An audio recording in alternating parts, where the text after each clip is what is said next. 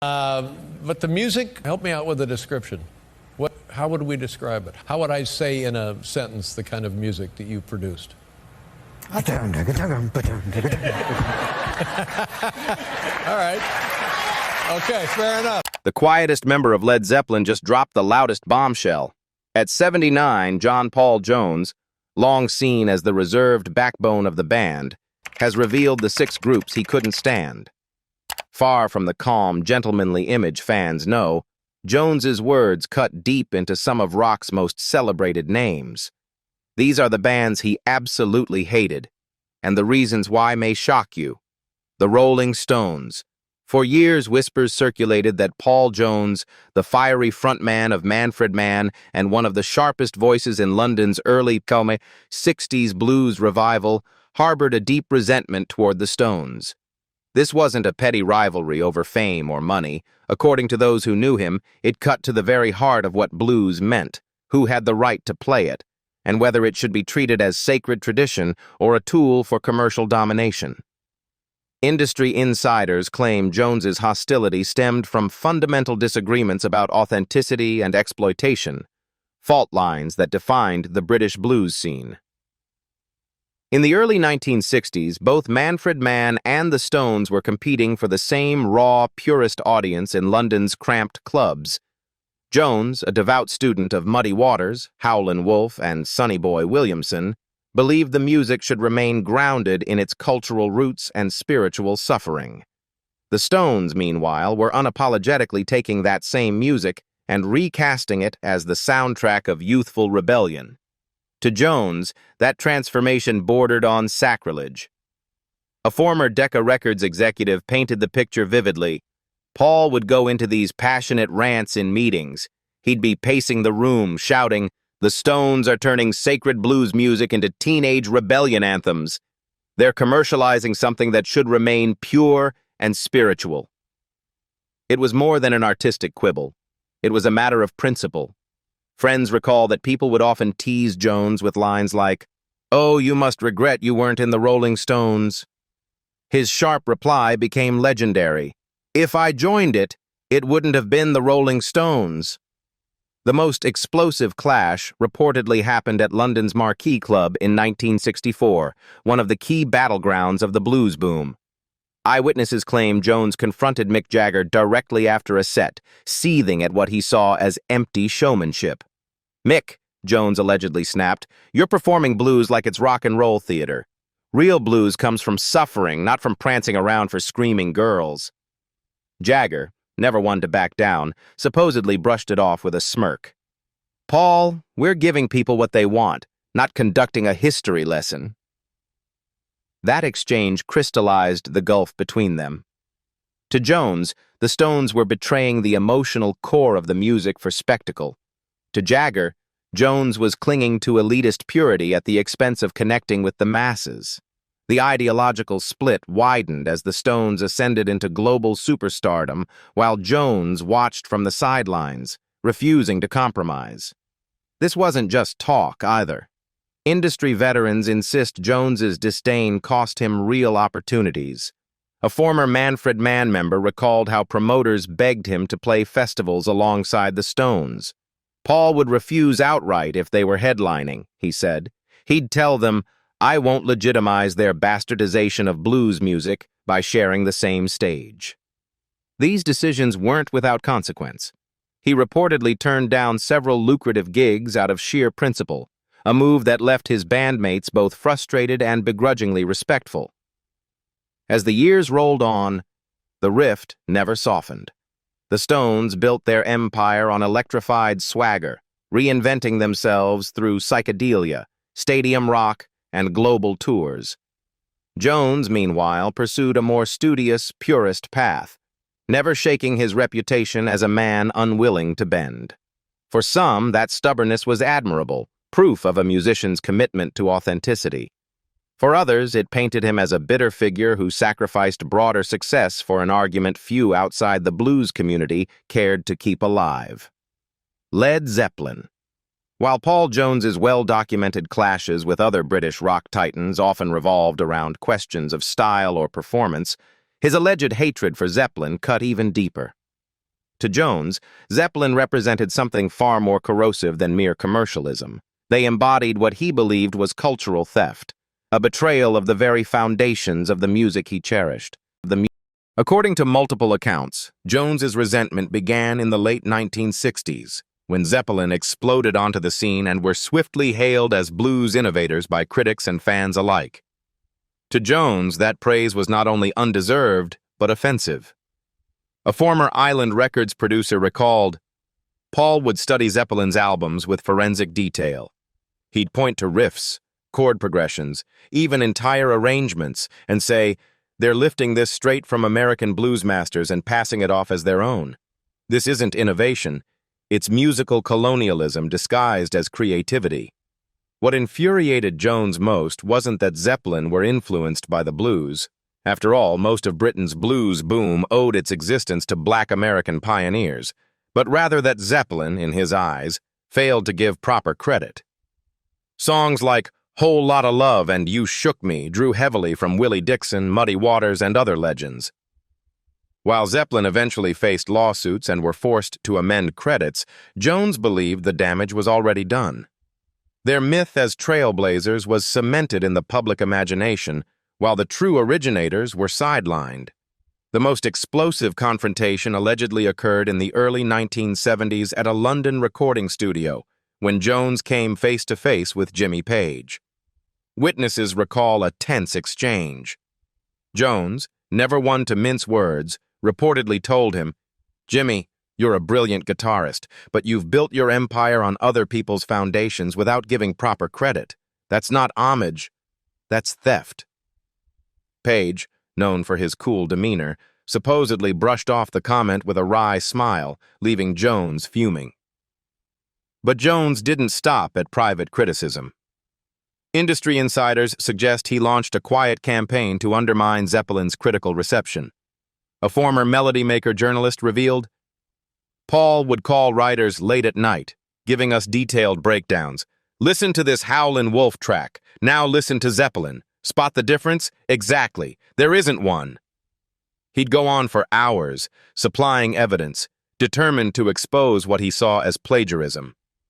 Some critics admit those calls influenced the tone of negative reviews and even fueled broader cultural debates about appropriation in rock music. For Jones, Zeppelin were not simply a rival band. They were the ultimate symbol of blues commercialization, a group that had taken music born of oppression and spiritual resilience and rebranded it as stadium spectacle. He saw their global dominance as proof that the authentic roots of the blues had been drowned in a sea of guitar solos, pyrotechnics, and platinum records. Where others saw Zeppelin as gods of hard rock, Jones saw exploiters, cashing in on traditions they never fully respected.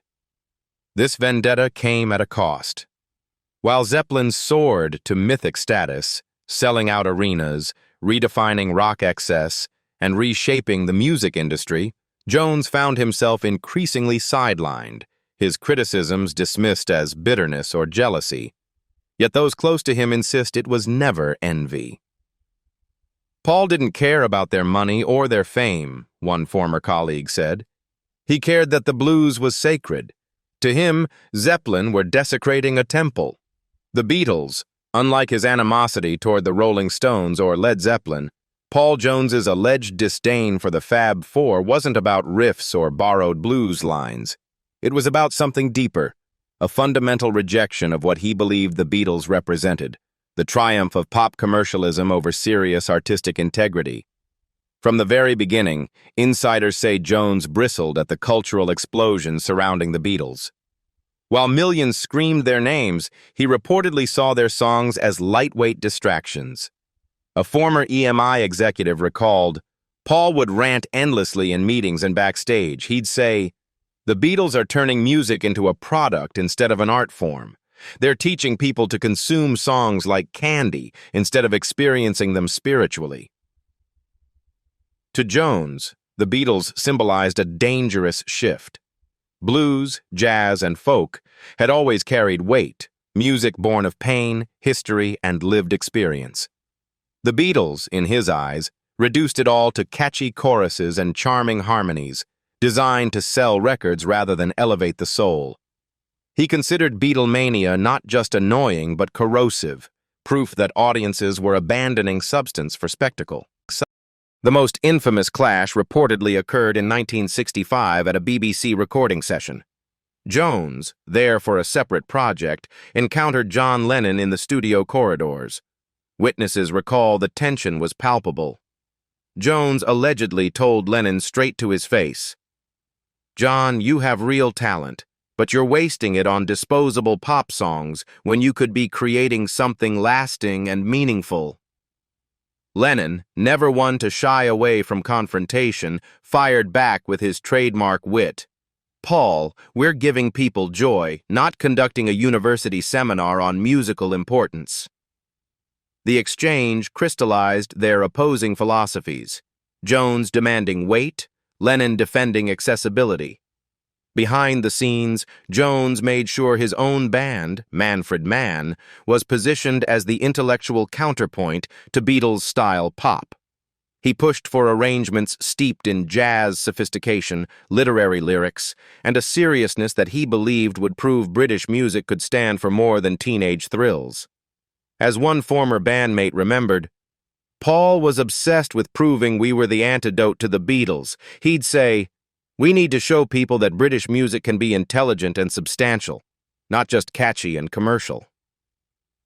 Of course, the Beatles' rise was unstoppable. By the late 1960s, they weren't just a band but a cultural phenomenon, redefining what music could be on a global scale. Yet Jones remained unmoved. To him, even their more experimental later works were tainted by the machinery of pop stardom. The irony, of course, was that the Beatles were often credited with elevating rock into an art form, precisely the mission Jones claimed to champion. But in his eyes, their very fame compromised their credibility. Industry insiders suggest that Jones's outspoken rejection of the Beatles cost him not only goodwill, but opportunities. Promoters who wanted Beatles-adjacent acts sometimes kept their distance, wary of Jones's abrasive stance. Still, he never softened. Decades later, when Beatles nostalgia was at a peak, colleagues noted Jones's bitterness remained intact. To him, their legacy wasn't brilliance, but proof that mass culture could drown out authenticity. Cream next is Cream, the powerhouse supergroup of Eric Clapton, Jack Bruce, and Ginger Baker. Unlike his philosophical grudge against the Beatles or his cultural criticisms of other band, Paul Jones's alleged hatred for Cream burned with a sharper, more personal edge. It wasn't just about style. It was about ego, authenticity, and the very definition of the blues. By the mid-1960s, Clapton had already earned a mythic status in British rock circles. Graffiti declaring Clapton is God appeared across London, elevating him into a near messianic figure. To many, he was the embodiment of blues mastery. But not to Jones. A former Polydor Records insider recalled, Paul would sneer whenever Clapton's name came up. He'd say, "Eric's just playing blues licks louder and faster, but that doesn't make him better. Real blues doesn't need volume to communicate emotion." For Jones, this was more than jealousy. He believed Cream's entire philosophy distorted the essence of the music he revered. In his view, blues was about restraint, intimacy, and honesty, qualities buried under Cream's wall of sound and extended jam sessions.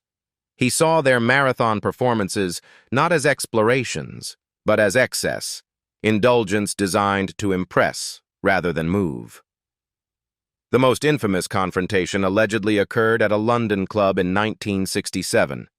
Cream had just finished one of their searing live sets, the kind that left audiences stunned by its sheer force. Jones, unimpressed, reportedly cornered Clapton afterward. Witnesses claim he told him bluntly, "Eric, you're turning blues into a guitar masturbation exhibition. You're missing the soul for the sake of technical display."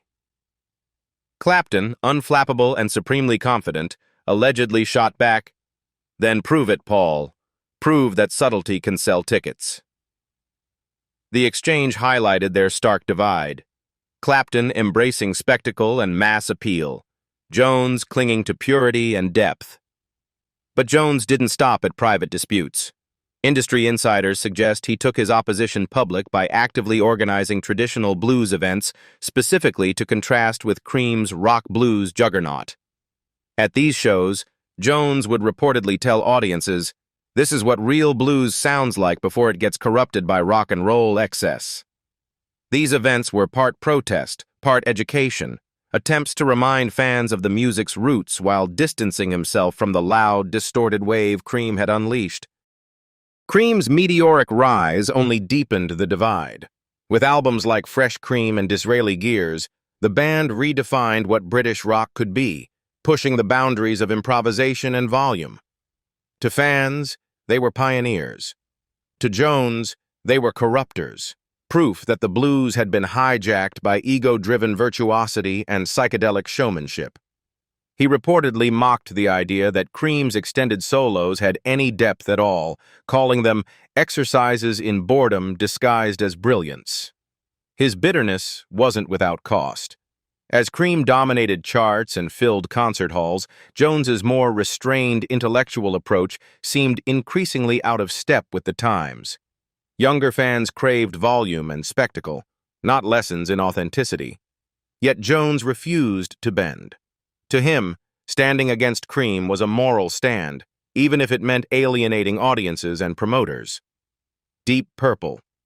For Paul Jones, whose reputation rested on his unyielding defense of authenticity, Deep Purple represented another unforgivable distortion. This time not of the blues, but of classical music itself.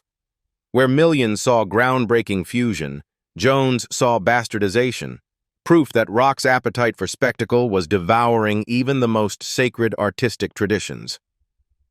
According to insiders, Jones's animosity began in the early 1970s, when Deep Purple's experiments with orchestral arrangements and Bach-inspired riffs drew critical acclaim. Albums like Concerto for Group and Orchestra and In Rock positioned them at the cutting edge of progressive sound. But to Jones, these accolades were a travesty. A former Harvest Records executive remembered, "Paul would sit in his flat, needle on the record, analyzing their songs with absolute fury. He'd mutter, 'They're bastardizing classical music the same way others bastardized blues. They're turning sophisticated art into stadium entertainment.'" Jones believed Deep Purple misunderstood both genres they tried to blend. In his view, true fusion required humility, depth, and reverence, not just surface borrowings. To him, their grandiose symphonic gestures masked shallow execution, and he was not shy about saying so. The most infamous confrontation allegedly occurred during a chance meeting with guitarist Ritchie Blackmore, whose fiery riffs and classically tinged solos had become Deep Purple's trademark. Witnesses recall Jones pulling no punches. "Ritchie," he reportedly declared, "you're not creating classical rock fusion, you're creating musical confusion. Real synthesis requires understanding both traditions, not just borrowing surface elements." Blackmore, known for his sharp tongue, allegedly dismissed the critique with cutting disdain, sneering that Jones was just a has-been blues purist jealous of progress. That exchange symbolized the fault lines of the era. Deep Purple embraced complexity, volume, and grandeur, while Jones clung to authenticity, emotion, and restraint. For one, innovation was the future. For the other, it was corruption masquerading as genius. Jones's opposition went beyond personal remarks. Industry insiders suggest he actively campaigned against Deep Purple's legitimacy. He reportedly phoned journalists, providing them with meticulous critiques that compared Purple's riffs to watered-down Bach progressions and empty pyrotechnics. A former NME writer admitted, "Paul would call and insist their so-called sophistication was smoke and mirrors. He said complexity was hiding a lack of real emotional core. He made you question whether the band was innovating or just inflating." Some critics even echoed his arguments in print, contributing to the polarized reception that surrounded Deep Purple's early work. But while Jones railed against them, Deep Purple soared. Songs like Smoke on the Water became rock anthems, and their combination of virtuosity and power secured their place among the architects of heavy metal and progressive rock. To fans, they were visionaries. To Jones, they were opportunists, dressing up borrowed traditions in leather and distortion for mass consumption. His vendetta carried a personal cost. By rejecting every form of rock experimentation as corruption, Jones increasingly isolated himself from the mainstream conversations that shaped 1970s music. Younger audiences flocked to Deep Purple's bombast, leaving Jones's critiques sounding, to many ears, like bitter resistance to change. Yet to those who knew him, his fury wasn't jealousy, but conviction. Paul believed music was sacred, one associate explained. When he saw Deep Purple mixing Bach with Marshall stacks, he thought it was a desecration. Black Sabbath. If his disdain for the Stones, Zeppelin, Cream, and Deep Purple was fierce, his feelings toward Sabbath were nothing short of apocalyptic. To Jones, Sabbath didn't just distort music. They corrupted its very soul, turning what he saw as a force for healing into what he branded musical poison. The animosity reportedly began in the early 1970s when Black Sabbath's self-titled debut and its follow-up, Paranoid, detonated across the rock landscape. With their down-tuned guitars, dark themes, and ominous atmosphere, Sabbath laid the groundwork for heavy metal. Fans hailed them as visionaries. Jones, however, heard only desecration. A Vertigo Records insider recalled, Paul would put on a Sabbath album and listen in horror. He'd shake his head and say, "They're taking music's power to heal and turning it into something dark and destructive. This isn't art, it's musical poison." For Jones, the issue went beyond style or influence. It was about the very purpose of music. He believed sound should elevate, inspire, and offer solace, not plunge listeners into fear, anger, or nihilism. To him, Sabbath's songs about war, death, and despair represented a dangerous cultural shift, music no longer as salvation, but as contamination. The most explosive clash reportedly occurred in the mid-1970s when Jones confronted Ozzy Osbourne at a backstage gathering. Witnesses claim Jones accused him directly. "Ozzy, music should elevate spirits, not drag people into darkness. You're spreading negativity when you could be spreading hope." Ozzy, characteristically irreverent, allegedly burst out laughing before replying, "Paul, we're giving kids permission to feel angry instead of pretending everything's fine." That single exchange captured the vast gulf between them. Jones as the preacher of uplift, Sabbath as the prophets of raw emotion and catharsis. But Jones's crusade didn't stop with words. Industry insiders suggest he actively worked against Sabbath's acceptance, lobbying religious groups and even educational institutions to ban heavy metal outright. Reports claim he provided moral watchdogs with lyrical examples, arguing that Sabbath glorified evil and undermined social values. By the late 1970s, as heavy metal became a lightning rod for cultural controversy, echoes of Jones's talking points could be heard in sermons, school board meetings, and public debates about music's supposed moral decay. To Sabbath's legions of fans, this painted Jones as an out-of-touch relic, clinging to a dying vision of music's role. But to those who agreed with him, he was a lone defender of art's higher calling. He viewed Sabbath as the culmination of everything he opposed: the commercialization of darkness, the replacement of spiritual uplift with shock value, the triumph of spectacle over sanctity. Where he believed music should soothe, Sabbath insisted it should confront. As Sabbath's legend grew, eventually enshrining them as the architects of heavy metal, Jones's stance never softened. Decades later, when metal had splintered into countless subgenres and achieved global dominance, colleagues say Jones still condemned its legacy. He saw Sabbath as the ultimate betrayal, one associate recalled. Not just another band he disliked, but the moment music abandoned its true purpose. The irony, of course, is that Sabbath's very darkness was what gave many listeners strength, a way to channel fear and rage into something communal. But Jones never accepted that interpretation. For him, their success was a wound to everything he stood for. What do you think about the bands that John Paul Jones hates? Leave us your comments in the section below. We hope you have found this helpful video. Don't forget to leave a like, share, and subscribe to the channel if you like it. Thank you for watching this, and see you in the next videos. Goodbye.